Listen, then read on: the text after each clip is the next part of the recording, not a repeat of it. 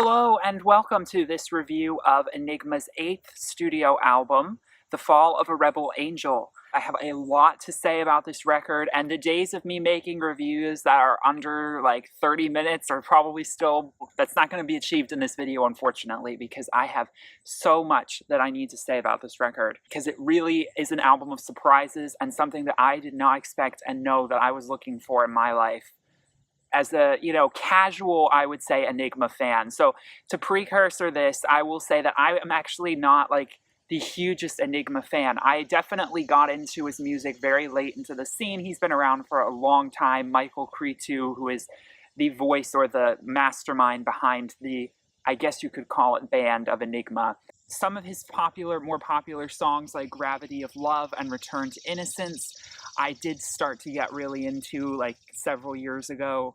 And it was, a slow process of me sort of slowly getting into it. I eventually heard, Sadness Part 1 and some of his other big hits from the 90s, but it took a long time for me to get into it. And this album, The Fall of a Rebel Angel, is the first Enigma album that I have actually listened to from start to finish. Because all of his previous releases, I've sort of just cherry-picked songs that I thought sounded really good, but then the rest of it I wasn't that into. And so it was always kind of hit or miss for me with his music. His album that I probably liked the most from the past would have been The Screen Behind the Mirror, because it just had the most songs that I actually had purchased out of the whole record. And then other albums that I was sort of interested in would have been A Posteriori from 2006. I really liked the songs Goodbye Milky Way and Sitting on the Moon. And Gravity of Love is definitely like one of my favorite Enigma songs. It's a huge kind of epic pop new age anthemic sort of song. So coming into the 8th Enigma album, it's been 8 years since his last 7th studio album, 7 Lives, Many Faces. I think that's the title. Some of the titles I'm a little sketchy on because I'm not that well versed in Enigma's discography. But if I recall, I really wasn't interested in that album, and I kind of just, the only song I really liked was The Same Parents. And then everything else I just didn't really get into. So I hadn't really listened to much of that album, to be perfectly honest, beyond just like samples and snippets.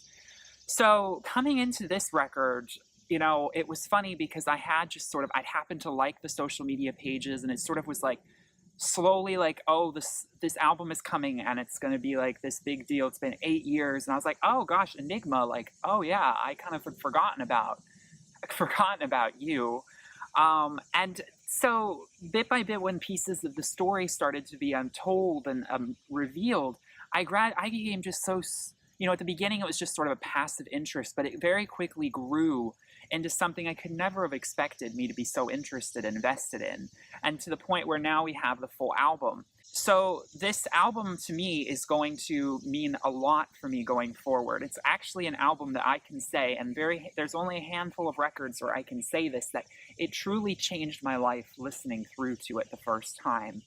And the feverish excitement mounted towards this record was huge for me last year. So it was released on November 11th, 2016, and it is his 8th album, and the theme and the number of 8 he has talked about in interviews is very important to him.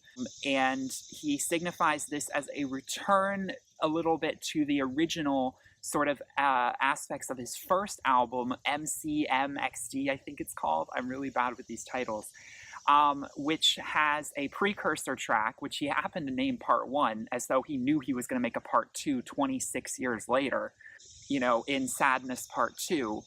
This album employs very similar elements to this first record, in it being very dubbed in religious, particularly Catholic undertones and sound effects. You get like some more Gregorian chanting. Again, that's something you don't really get in all of his other middle kind of discography works. It's more just in this first album. And you get some of the more traditional sort of female vocal, kind of ASMR sort of whispered vocals that he sort of employed in his earlier works to sort of a really like deep meditation kind of vibe. That being said, I mean, if anything, this record is so different, I think, to anything else he's ever released. First of all, this album is definitely a concept album and it is definitely a story album in which each track bleeds perfectly into the next.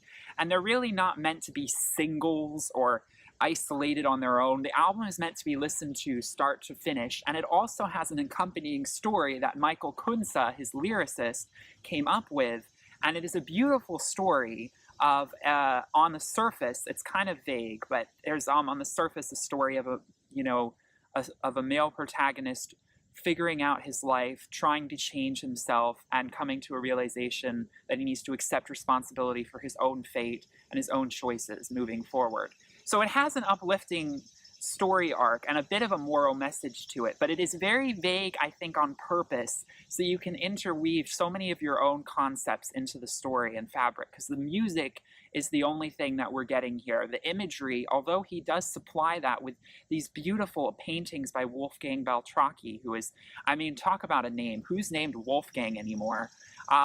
That's a very old-fashioned Austrian name, but he's a French artist who created the album's artwork on the cover, which is really striking to me, and it's one of my favorite album artwork covers I've ever seen, just because it's so simple and yet put so much emotion and so much captivating kind of power in the imagery. You can tell that there's something very beneath the surface to this allegorical figure on the cover here. And of course, so many questions as to what this could be depicting. You have the title, of Fall of a Rebel Angel. So are we talking about the fall of, Adam and Eve? Are we talking about a biblical story here? Are we talking about the fall of Lucifer and the angels from heaven? That is something I'm going to be getting into as I go into these tracks. But he created paintings not just for the cover, but for every single song. And they're all sort of various motifs of, they're very Leonardo da Vinci, the Vitruvian Man. They're very kind of like loose renderings of some sort of angelic male figure with all these beautiful watercolor colors splashed on the background. The colors are said to evoke a certain emotion for each song. I love when artists actually have visual companions to their music, because the two together are so powerful.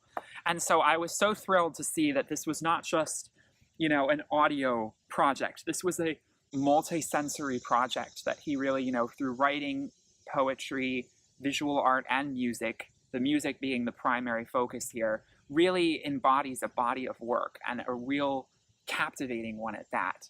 So getting right into this, I have to just point out that there is something so difficult to explain about how this music makes me feel. So going through these tracks, it's going to be really interesting. I've been really excited to talk about this record, but also really nervous because it's very difficult for me to explain and articulate the emotions that these songs, in particular, many of them do bring up for me.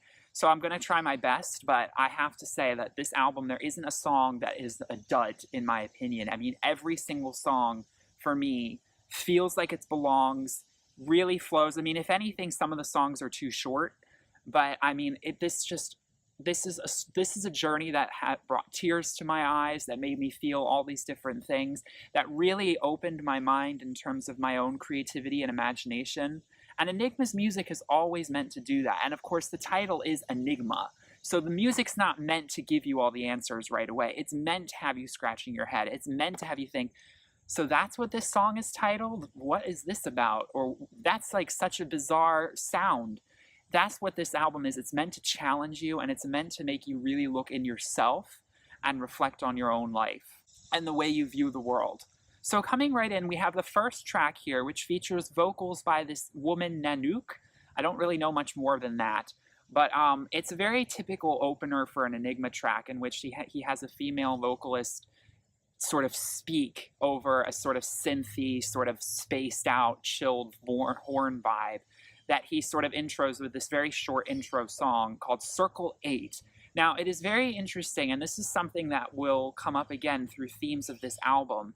There is a lot of religious iconography utilized in this music, more so than I think he has ever done before, even on his first record. And this album, I will say, is religious without shoving it down your throat, that it is specifically saying one thing. It is doused, and even the imagery and some of the music videos are doused in Catholic symbolism, predominantly Catholic symbolism. But for me, being someone who's very agnostic and who did grow up being very kind of Christian, Presbyterian, I don't know if I would say necessarily religious, I came to this record not apprehensive at all or shut down by any of that. I didn't find it austere or ostentatious at all. To me, all of these sort of symbols and allegories propel the mystery of the human condition forward. And it does make sense that he would utilize these tropes in this way. I didn't expect him to go quite this far down that road. But I mean, this record is so different in that it's very, I don't want to say it's very grounded in historical context, but none of his other albums really touched on any sort of historical precedents before. They were always sort of more outer space, or they were more, and I mean, again, I don't know his music that well, but this is just my kind of feeling I've gotten from his past music. They were always sort of more kind of ephemeral, sort of, you know, psychedelic, cosmic sort of things that he was dealing with that weren't touching on, you know, the here and now or the present time or a specific moment in history or a specific place that you could find. Some of this music legit makes me think of just very like specific historical moments or very specific like places on the planet. And it's a very, I think, unique approach for him, but it really helps involve you in the storytelling. So, but Circle 8, the mythology of Dante's Inferno is prevalent throughout the story. Now, that is sort of the big, you know, head scratcher about this record, because Circle 8 in Dante's Inferno, or in his Divine Comedy, in the section that is divided up into talking about hell, Circle 8 is sort of the innermost sanctum of hell. There's like 8 or 9 circles of hell, and then there's also the mountain of purgatory, and then there's the spheres of heaven, we know in Paradiso. So there's all these different elements, but this one focuses on the hell part. And it's very intriguing to me that Michael Cretu decides to utilize aspects of Dante's works in depicting Dante's Inferno in this way when talking about someone transitioning to what would seem to be a better place in their life. In the lyrics to the intro, they say, "Here you are flying on Gerion's back." Gerion is a mythological creature that comes from Greek mythology, but is utilized in Dante's Inferno as this sort of like winged creature that flies Virgil and Dante into the 8th circle of hell. And you know how they sort of tour all of these sort of circles of hell. And the fact that it sort of intros into this, so here you are entering this 8th circle of hell. Okay, I wasn't necessarily asking to go there. Why am I going to the 8th circle of hell? This is the place for fraud. It's depicted as the circle for hypocrisy. And I think the 7th circle is the circle of violence, but I always didn't understand why the 7th circle for violence isn't at the innermost circle. But anyway, philosophical discussions aside, because this album definitely goes there. I mean, you can't help but debate philosophy when talking about this record. But if I don't want to say inconsistencies, but the confusion does start just right off the bat, because you're like, okay, the song is short and doesn't really give you very much. But, you know, it does say, die to one life, enter another. Very haunting, very sort of, it just grabs your attention right from the beginning. And it's very traditional Enigma, sort of spaced out, vague. If anything, sometimes the vocals used by the female artists that he employs can get a little cheesy and a little bit like, calm yourself, find your center. He's done that kind of stuff before. But this time it's got this sort of urgency to it and this darkness because of what it's referencing that just really has you kind of wondering, like, what exactly are we talking about here? But before you know it, you're into the real first track of the song, which is called The Omega Point. Now, I will sort of just touch on the stories as I go through each song. The Omega Point in the story of this album, which I highly recommend looking into, I don't have time to get into all the details of it, is about this turning point in your life where the character realizes they need to change. And so the Omega Point has this sudden, energetic, very sort of hard to describe sort of rhythm to it. Now, a lot of the songs, they follow, a chilled, mellow kind of song with not a lot going on, to a very bombastic, hard song, though by no means is this album super loud. This is a very quiet album compared to some of his previous works that he has done. Only a few tracks really ever get that brazen and that bombastic, but that's okay because I love the chilled out melancholy vibes of so much of the music here. The Omega Point takes a long time to build, perhaps maybe even too long, and it is the longest track on this record, but at over 5 minutes long. But when it finally builds, it really ropes you in with these distorted vocal synths that just have you, the first time you listen, just so like, what the heck am I listening to? But I love it. And I almost wish it kept going because I do feel like it builds and builds to something, but then kind of drops you off before it gets really good.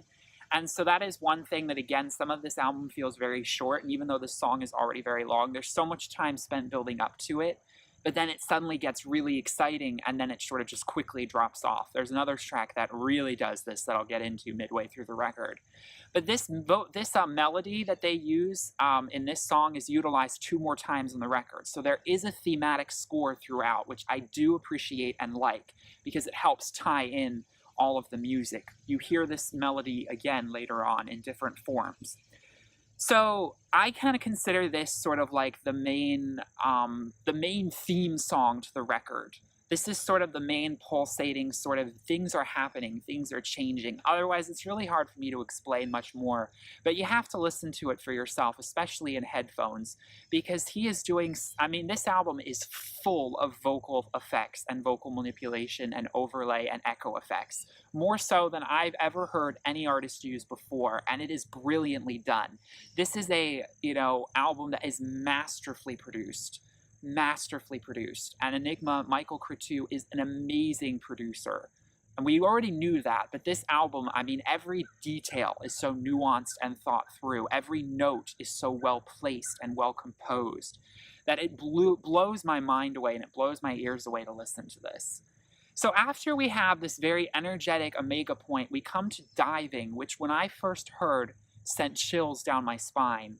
This song is reminiscent of being, there's the sound of wading in the water, and he uses these sound effects so well and so quietly that you really feel like you're involved in this scene. And you envision this character suddenly, I don't know how we're in a body of water, but we are, then again diving underwater and reappearing in sort of a more magical sort of space. And the synth note transitions that he uses in the song are some of the most beautiful I have ever heard in terms of just basic synthesizer work, which is something that's not for, unknown territory for him. This song really opens up, and really it's like an opening your chest kind of meditative song. And again, it's a little short. I wish it went on a little bit longer, but it has a beautiful piano progression that just enters in so softly and into your heart and sits there. And then we dive right back in, to the fray as the track ends, as you're back into the water, but now suddenly you're in the die is cast. You're on the streets and you hear cars whizzing past you. This song makes you feel like you're really in the middle of a city. And to me, I don't know why I think of Rome, but because of the Gregorian chanting and the Catholic sort of undertones, you just think you're in Rome. So for me, I always envision this song being kind of someone running through the streets of Rome, like frantically, like, who am I? There's this, vocal effect going on in the back, like, who are you? What are you doing here? The song is just as confused as you are at this point, because you're like, I was just in the water and now I'm on the streets. This is the first song where the story really starts to really kind of ground you in a specific kind of story narrative. And so you have Mark Josher, who is the Brazilian singer who lends his vocals to this song. Beautiful voice. He's worked with Enigma before on this song I never really checked out. But his vocals, share what you're dreaming. It's so emotive and so welcoming at this point because you're kind of looking for something to bite your teeth into. You've had all these beautiful sort of musical sound spaces, but now you're really feeling a hook of a song. And this song definitely goes a little bit more in a traditional sort of building up chorus sort of motive. But he has these beautiful chantings in the background and then this swooping, airplane-like sound that really kind of feels so close to you you really feel like you're being chased or you're chasing something, and there's an urgency to this song. And the story is, that you're on the streets and you see these monks and you're kind of curious and they're sort of following you and you're like, what's going on? The next track, Mother, really strikes an emotional chord. We again slow down again because we keep going back and forth between being very loud and very soft. This song is like the perfect song to listen to on a rainy day in the backseat of a car, like with an Uber driver. This song is literally about like getting into the car of a stranger who says, "Here, you look lost. Let me take you somewhere. It's raining." I envision the story in my head like that. And then he finds out that the driver is actually his mother, and that doesn't make any sense. The story talks about how his mother would not look that young. But there's sort of all these, psychedelic aspects to the music where is this really all happening, or is this all in his head? Is this some sort of dream? Which would then make a lot of sense. So much of the story arc is depicting things that you would see in a dream, not something you would see in reality. So of course the driver would be your mother when she was younger. That just makes perfect sense here. And so we finally get the vocals of Indonesian singer Anggun. She is utilized in 3 songs on this album, and the first time we hear her, it's very soft, sort of half singing, half talking, saying, "Calm yourself, I know what's going on in your mind, let me take you to a place where you feel safe." It's a very soothing, like a mother's touch kind of song, and it's such a beautiful, haunting melody that she sings over. Again, it's very short. But this one actually feels like a decent length because it just feels like sort of an interlude again to you going somewhere. And then it ends with this very ASMR whispering. I mean, I have never heard it go this soft. And again, this is something where you really have to listen to the album on headphones on high volume because you're going to be completely missing out on this if you're just kind of casually listening to this album in the background. But the repeated "come, follow me, let me take you to a world of desire and dreams." I mean, she says it at the end in the most hushed, subtle way. It literally sends chills down my spine because it really feels as though you're about to enter something truly kind of erotic because of the ASMR vibe, but also so enigmatic and mysterious.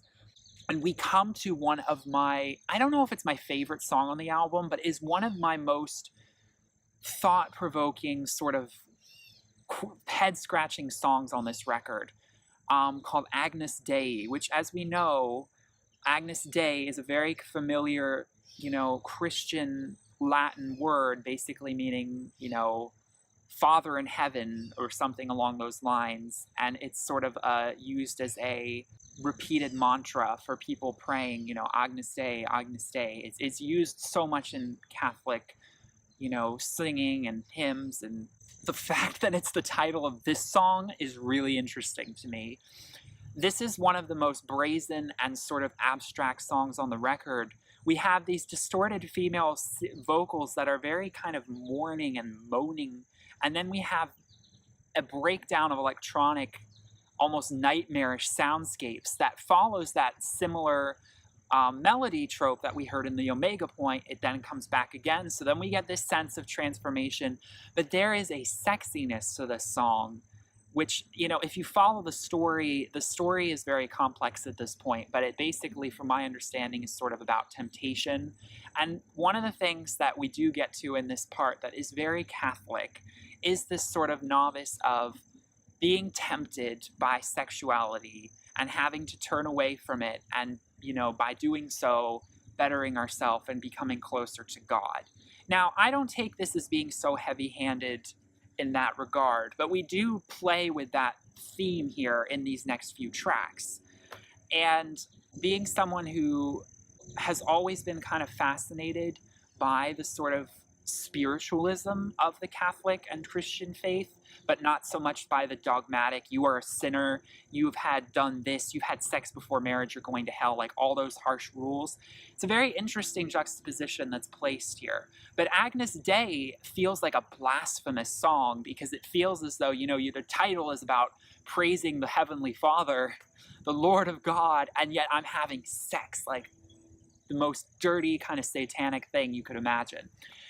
So we have this juxtaposition in the music, and it ends in this cacophonous sort of dire, very kind of tragic sort of melancholy way where the sounds and the choir comes in and you feel as though you really feel as though there's no salvation. Like you feel like a sinner and you feel like the devil and hell is literally coming to swallow you up. The sound effects at the end, with ending with this with the whispers and the chanting, and then with this bell toll from a church.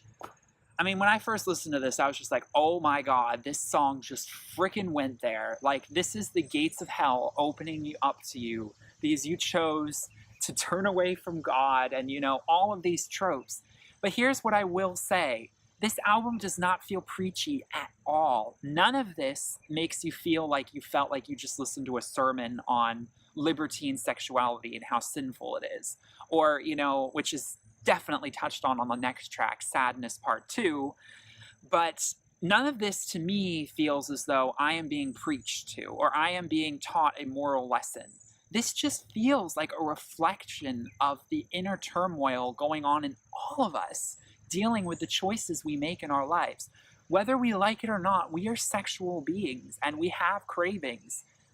And we all have to deal with this. And there's a dark side to, particularly the Catholic faith, in terms of, you know, there have been exposed some issues with monks, with pedophilia, with all of these sort of dark things. And I don't want to get too much into all this conspiracy stuff, but the album definitely feels like it's trying, in a way, in my view, to subvert these sort of Catholic ideologies that are very dogmatic about sinners and, you know, being not sexual versus being sexual. It feels to me like it's trying to subvert by using all of this imagery and reference material to create something that is so transcendental of just like basic sort of, if you were to just interpret this in a purely religious Catholic sense, is what I'm trying to say. Again, this is very hard for me to talk about. I don't really know what I'm saying. This is going to be such a long review, and I apologize. I mean, any Enigma fans out there, I hope you appreciate just how in-depth I'm trying to go with this music, because you can't just listen to this music and not talk about it. It's just so cerebral and so in-depth that, I mean, I have to go there.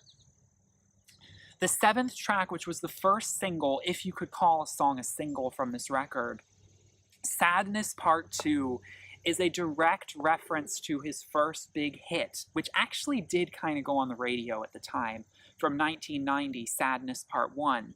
Now, it took me a long time to research the story. It's not sadness as in regular sadness. There's an E in there, and a reference to the Marquis de Sade, who is one of those very controversial French poets of, I believe, the 19th century, who, you know, was very big into libertine sexuality. He wrote these very erotic novels that actually got him imprisoned by the French government. So the first time he made Sadness Part 1, you know, he sort of made this song about someone who's, you know, whose god is the Marquis de Sade. And I thought it was a very interesting sort of concept. But the first one he makes is sort of kind of more, I don't want to say uplifting, but it's lighter in tone, and it definitely has more of a dancey vibe. This version is like the gothic, dark, twisted little sister version of whatever Sadness Part 1 was. Now, I will say, I saw a lot of criticism when this song came out, because it came out before the rest of the album did, that people did not think this song was anywhere near as good as Sadness Part 1. Now, I actually have to be honest. I actually I'd heard Sadness Part 1 once before, but I didn't really listen to it much until after hearing Part 2. I love them both, but for very different reasons. I admit they're very different songs from each other, even though they both do kind of employ a very sexual, if you could call it, it sounds really weird to say, but a sexual Christian undertone. It's very strange to use those two words in the same sentence, but I mean, it's what it is. But this is so much more gothic and dark. Now, it does utilize the Toccata in Fugue by Bach, which is, you know, so iconic. Everyone knows, you know, that da-na-na, da-da-da-da-da. Like, everyone knows that. It's like the most go-to kind of Halloween party vampire thing you could imagine for organ music. And some people think that it's a little derivative how he uses it repetitively in the song. I don't have a problem with it. I think he's using that as just a framework to build the rest of the song around. I'm okay with it being repeated. Maybe it would be okay if it wasn't repeated so much. But as an intro and an outro, it definitely sets the mood. And I love the way it's used in that regard. But again, we have Angun coming in again, and she's now singing, not just sort of whispering, talking. And we have a more sort of traditional Enigma, if you could consider pop song element, where we do have a build-up and we do have somewhat of a chorus. The song definitely reaches its strength towards the end, where it suddenly gets a lot more hopeful, and she sings, "All your life you've been yearning to be free." You know, it's got this sort of uplifting, hopeful, bombastic chorus towards the end, whereas before it's just sort of brooding and it's just sort of building. I mean, this song is just so gothic and so dark. I can understand how it could literally be a scary song, because it is kind of frightening, and coupled with the very sort of dark and sensual music video, which one would expect from a song of this nature. You kind of can't help but feel like you're really, I mean, this is the midway point in the album, you're really in the thick of something very dark and brooding here. And so this song, for me, I do view it as very spiritually empowering, but I also view it as sort of an ode to all of the demons within us, to everything bad about our sexual temptations. In the story, he's in this dilapidated old church, and he sees an ecstatic priest whispering strange incantations. The Illuminati vibes from all of this, which I will get into, are very uncanny, I just will say. And then he realizes the priest is a woman, and it's actually the same woman that he saw earlier, and he suddenly falls in love. She's so beautiful. So, you know, there's this sort of flip the script of, oh, suddenly I'm turned on by a priest. Oh, that's so not okay by, like, you know, Catholic guidebooks or anything. But the song just sort of like, and then she transforms, and all the priests transform into crows and fly out through a hole in the church, just as it gets really climactic. And we come into the next song, which is called Lost in Nothingness, which is super icy cold and super minimal. And by this point, you need it, because you've been coming off of 2 songs that are very bombastic and very heavy-handed. This song is sort of in the triptych of the 3 very religious iconography songs. This is sort of the final one, because in the story he references seeing a vision of Mary Magdalene. And I mean, I kind of just took that as sort of like a little bit of a pinch of salt. I was like, okay, he's going like super religious here. I wasn't necessarily expecting that. But I mean, hey, I'm all about that. There are always elements to religion that are so true and so beautiful and spiritual, that this sort of represents the best of that world for me. And that's something that I'll keep coming back to with this album, is that when it does feel very Catholic, or when it does feel very dogmatic, well, it doesn't feel dogmatic. It just feels spiritual. That's the point. It doesn't feel preachy. It doesn't feel close-minded. It feels like it's using and making you think about Christianity and Abrahamic religions in a way that you never would have necessarily thought of them before. There is a very esoteric, untouched sort of nature to Catholicism, to Christianity, and that does go into a tangent, which I might touch on briefly at some point in this talk, which does go into the Illuminati and does go into libertine sexuality. I mean, I do have to, and I might as well just touch on it right here. I have done some research on these sort of topics, and so the timing of this album coming out and dealing with this sort of stuff, with issues of the Black church and deviant sexual practices, whether they've been done or not in the past by, you know, these churches in Europe, I do have to sort of draw some sort of comparison there, because this music does feel at some points very occult, and it does feel very subversive in terms of, if, you know, in terms of Satanist. I don't want to say that, because I could see like a hardcore Satanist listening to this record and thinking this album is all about Satan, and this album is all about kind of worshiping him and worshiping the faults in humanity, whereas, you know, Christianity is all about like trying to find the divine, trying to get back up to God. And I'm going to talk about this when I conclude in this album, that I don't necessarily view this album as being there. Now, I will admit that it is open to interpretation, and it does invite those illusions. And I think Michael Cretu was aware of what he was doing. I don't think Michael Cretu is a Satanist. There have been some speculations and controversies, especially after this album came out, about necessarily what his view, on Christianity for sure. I'd be very interested to have a conversation with him about Christianity and about religion and sexuality, and sort of darkness and spiritual, all of these things. But this album sort of just offers you, all of these things on the table. But it's up to your own mind and where you are spiritually, how you interpret it. And for me, I'm definitely not into that kind of stuff, although I am fascinated on a surface level by sort of dark magic and all of those things. But I definitely am someone who doesn't want to get embroiled in that. And I'm definitely someone who, I am all about like uplifting and like finding love and light and things. Although I definitely believe that there is beauty in darkness, and darkness should be celebrated and not necessarily shunned, because that's how true demons develop. You need to understand that life is not always beautiful. Life is not always light. There is a darkness to our existence, and we need to appreciate and give it its moment to speak. And that's how I view the sort of darker themes of this record, especially since it's at the middle, as being employed as. I don't view it necessarily as, something that's literally going directly into like, this is an occult thing. Aleister Crowley would love this. Like, I'm not saying that. Like, I don't know what Aleister Crowley would think of this record, and I can't believe I'm even talking about Aleister Crowley when talking about this. But I'm sorry, the illusions are there. And if anyone else is really interested, I mean, there is tons of stuff you can read about the occult and Catholicism and sexuality. I mean, it's actually really perverse and dark, and it goes into the Illuminati, and it goes into like the hidden histories of witchcraft and the occult and Satanism.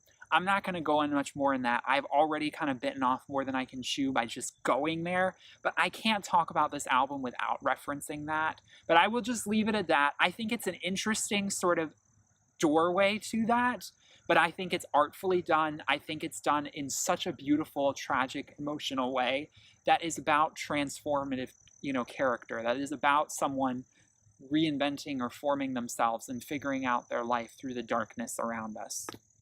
Anyway, so going back into Lost in Nothingness, we have a song that is very icy cold with such beautiful little icy chilled percussions coming in that then swirls you up and really, for the first time, really brings you into this sort of peaceful space with an angelic choir in the background, which then very as quickly as it comes, just quickly leaves, which I appreciate because the fleeting moments on this record are so fleeting and you wish they would last longer. But it kind of alludes to how these things are often very quick, and, beauty is often ephemeral and fleeting, and you kind of have to just take with it what you can get. And for me, this record, in a way, I can appreciate it being kind of short and concise in that regard. The true moments of beauty are very quick and very fleeting and leave you wanting more. We then move into one of the more uplifting tracks on this record, Oxygen Red. Now, I will be honest, it's actually one of my least favorite songs on the album, but it is still such a good song.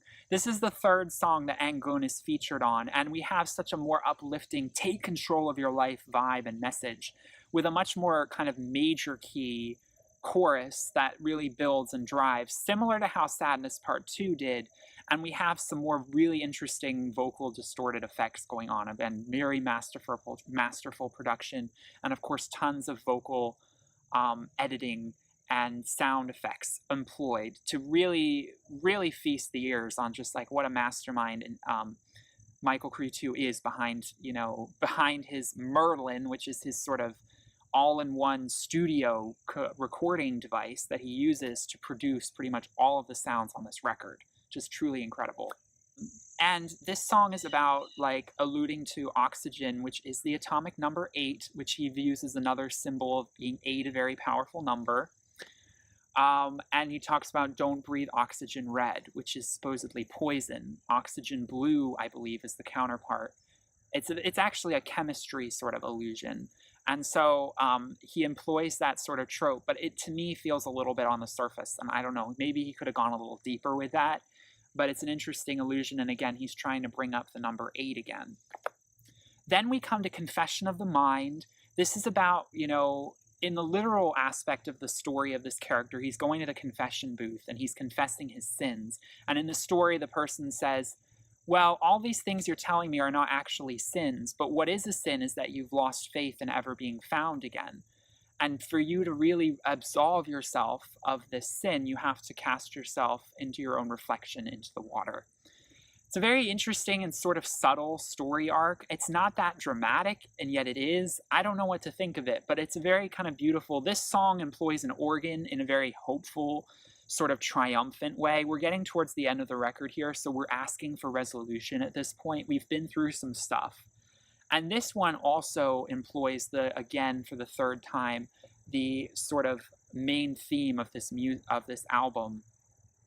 This time in the most spaced out and sort of chilled out version that you've heard so far.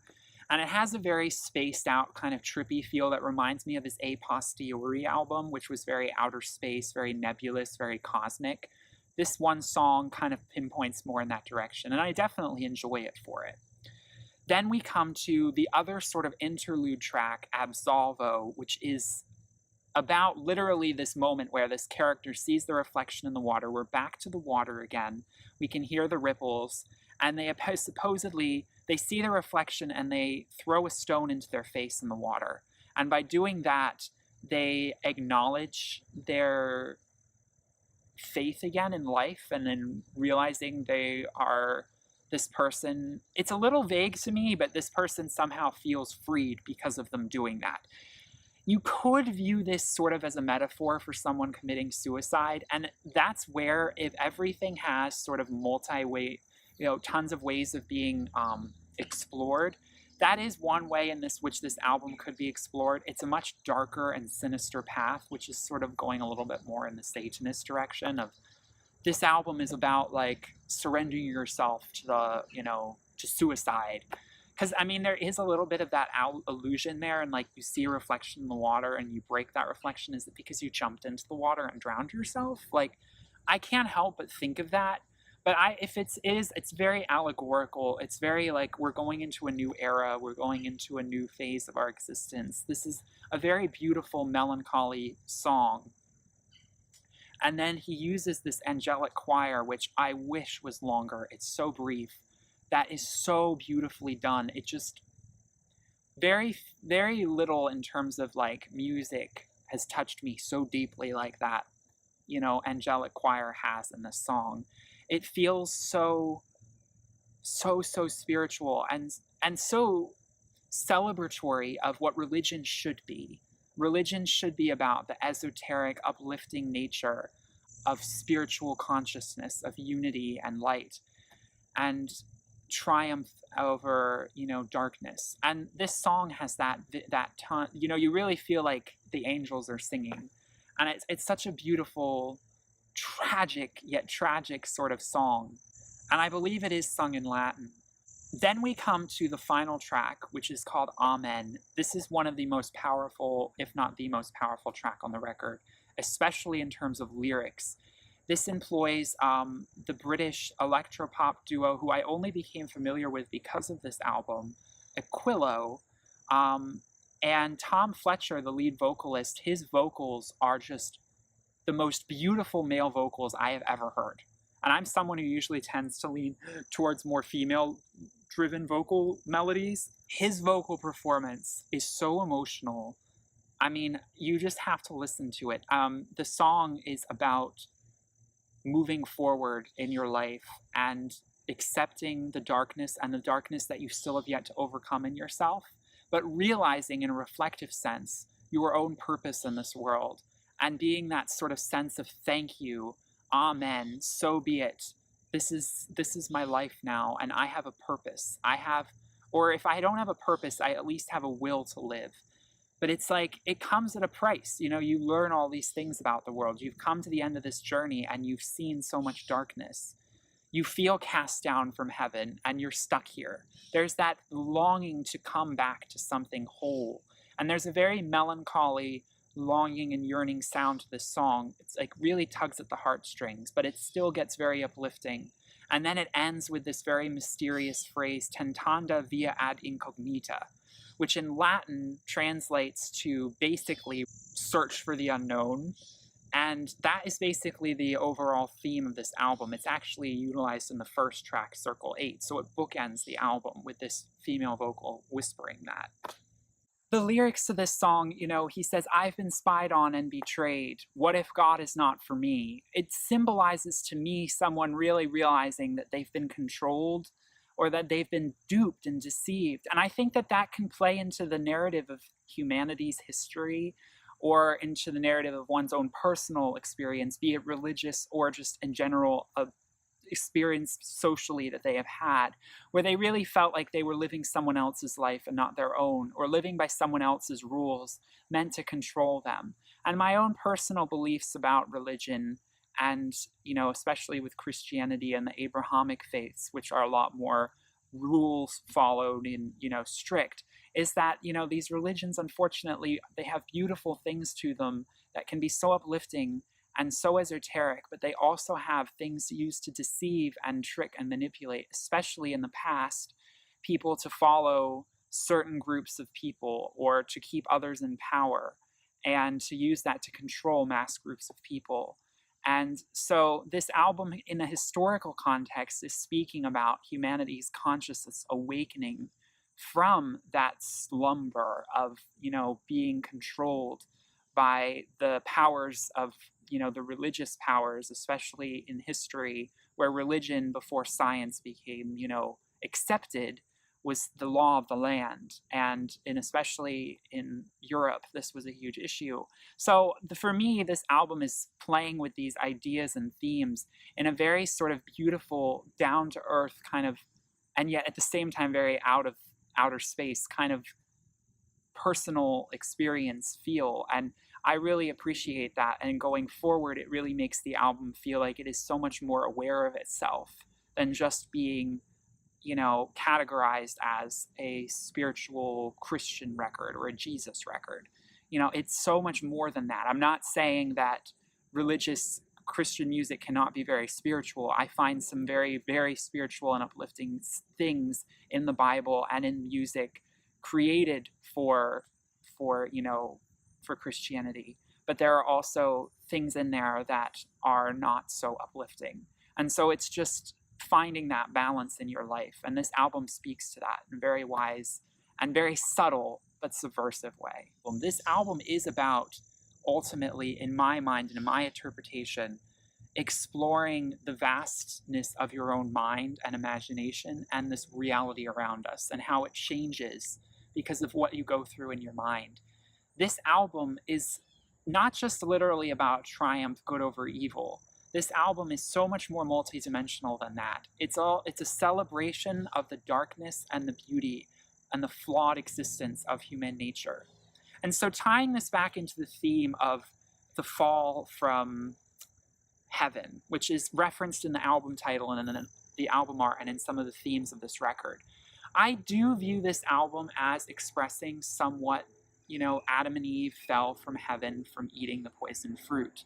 And we have been flawed since then. And I do actually believe that there are elements of truth to that story. I do believe that humans have potential to be divine angelic beings, but that we're stunted because of all of this de-evolution that has taken place living on this planet, the way we live, all the war, all the violence, the influx of darkness and greed from, the angels from heaven who fell, Lucifer, and his ways to lead humanity into a different direction.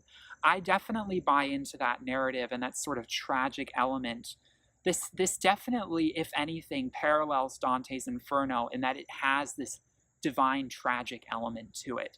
And it has sort of an allusion to, these works of these great painters and artists of the past who have depicted the fall of grace, of Adam, the fall of Lucifer, as this divine tragedy, and of this sort of why we have religion in the first place is sort of trying to reclaim our bit of grace that we once had and to better ourselves. And, although I don't take all the sinning things so seriously as my personal faith believes me to, and I'm not dogmatic in that I believe I need to worship some father god in the sky, to, put myself into my right path. I mean, I believe we all are God's, part of God ourselves, and we all should be worshiping ourselves, not in a selfish way, but we shouldn't be looking to something else. We should be looking within to find our own salvation. And so for me, this album ticks all the boxes of exploring and sort of touching on all of the aspects of spirituality, at least in the sense of worship and in the sense of how Western kind of views of spirituality have been formed, through European history, through colonial history. And it explores that, and it sort of takes all of this and puts it into this beautiful esoteric melting pot of emotion and sound. And it doesn't tell you at the end all of its answers. It doesn't give you its secrets. It makes you formulate them on your own. It opens doors in your own mind to question your own faith and your own beliefs and how you perceive reality, without telling you how to view it yourself. It just lets you know that life is beautiful and life is dark and tragic. And to me, life is always going to be tragic. I mean, I always carry that Buddhist sentiment of all of the sorrow is here. And this album is very sorrowful, but it is also very hopeful. And so for me, it is an A+ record. I've spent an hour talking about it because there's just so much to talk about with it. And I really, really, really thank you, Michael Cretu, for coming up with such a beautiful, touching, moving, spiritual record that I'm going to be listening to for the rest of my life. This is a timeless record. It feels like it could have been created. I mean, digitally it couldn't have been created just because of technological advances, but it feels so ancient and so futuristic at the same time, and yet so grounded in the present moment. And anyone can relate to this story, no matter what your religious background, no matter what your specifics in life dictate to be. This story is about the human condition and is about humans coming to realize their true potential as divine beings, as taking control of their own life, and not letting clowns or, supposed sorcerers or divine beings who say they're divine but are really lying to you dictate how you should view and use your own life. It's very complicated. I'd really like to know what your thoughts are. I could have a huge philosophical discussion in the comments. Just started by this album and talking about it on its own. Definitely a recommend, especially for anyone who loves, music that's very enigmatic, spaced out, very kind of, but yeah, still has a bit of a danceable beat to it. And also implies some choral elements, because I do love classical music and really well done, choral classical music. And I do also really like church hymn music. So this all kind of fits into that category very well. I think the casual classical music listener could really appreciate, although this is a very electronic record, they could really appreciate some of the very classical music references in this music. And it's something that is really touching for me, because it means I can play it for my parents who really love church music and classical music, and they really get something very spiritual from it because it's speaking more their language. And I really appreciate that middle ground. And I mean, it just speaks to how Michael Cretu really is one of the great musical composers of the digital age, and I'm really looking forward to seeing where he goes next. So that is my review of A Fall of a Rebel Angel. Again, highly recommend. Couldn't speak enough about this record. I don't know, to be perfectly honest, believe it or not, if I'm going to actually talk about any of Enigma's other albums in full. Maybe down the line, but I have so much other music that I need to review that I've actually heard in full already. I haven't actually listened to any of his other albums full length, which I know is horrible. It's just been singles and odd songs. But it does make me want to go back into his catalog more, and definitely makes me more curious about how his mind works and the inspirations behind all the music he's made up to this point. So thanks for watching. I hope you enjoyed this review, and I look forward to seeing you in the next one. Thank you. Have a wonderful day.